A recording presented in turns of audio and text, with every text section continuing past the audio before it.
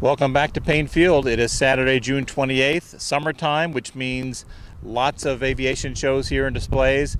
And today I'm here for a very big piece of aviation history, and I'm talking big. It is a B-29 Super Fortress FiFi, the last B-29 flying today.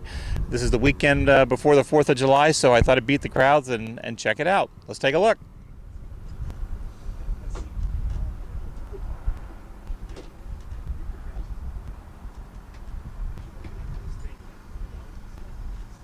All right, the forward turret is where the bombardier sat, and you can see they actually have some of the what appears to be some of the same equipment in there, the navigational equipment and the bomb sights.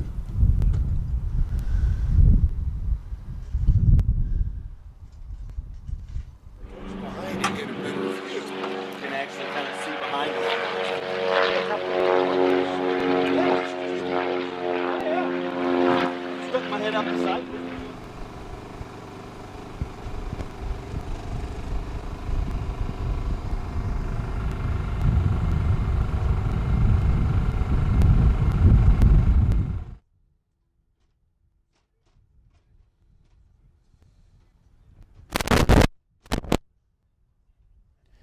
In 1940, the Army Air Force needed a super bomber that could exceed the performance of the B-17 and the B-24. Both were workhorses of the Army and the U.S. Air Force.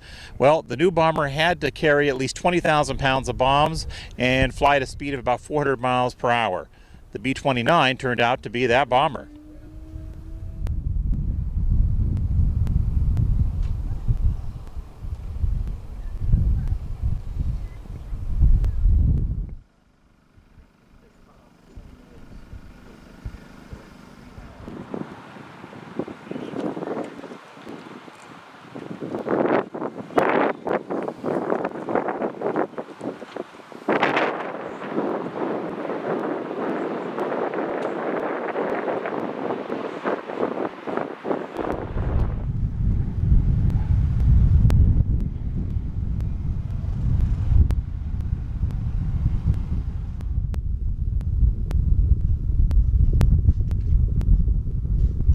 Couple of other historical footnotes.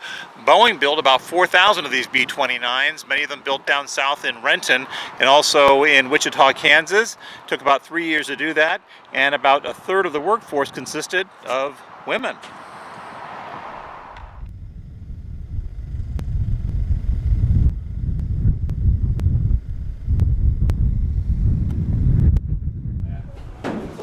All right, here we are in the bomb bay. There are two. This is the forward one.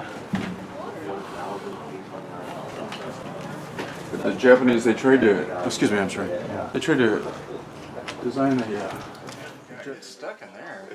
In fact, one of my earlier humans go through that? Yeah, one of my earlier guests was talking about his dad during the war got stuck in one with his parachute. All right, we've been given the go-ahead to get up here. The three other visitors, so let's see how this goes.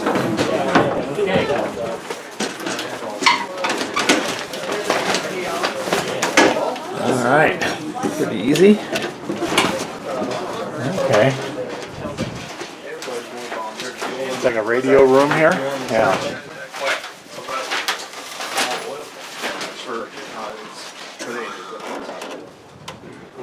Okay, looks like we're looking at the Smith-Irwin radio operator position here.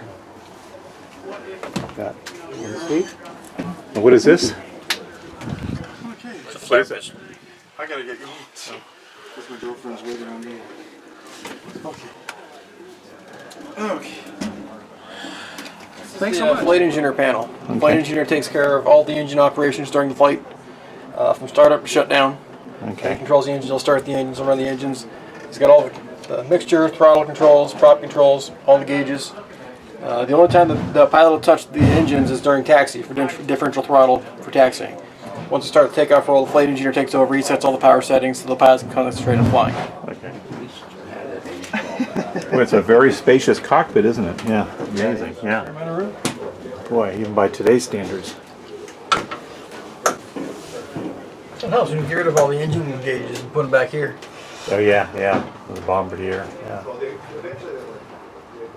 Really cool. Boy, what a view you'd have flying in this thing, huh? A lot of windows.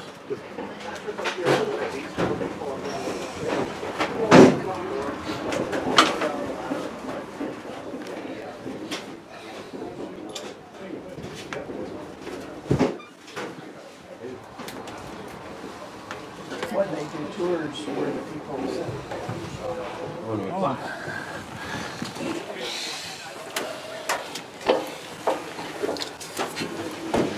Pretty easy. Plenty of space in a big bomber like this one.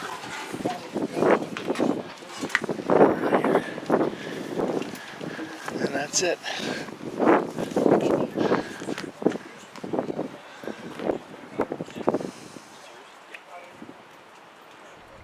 FiFi will be available for tours and flights on the 4th of July weekend, but I really thought this was the best time to come out the weekend before the holiday because you get big crowds out here and you'll never get aboard it.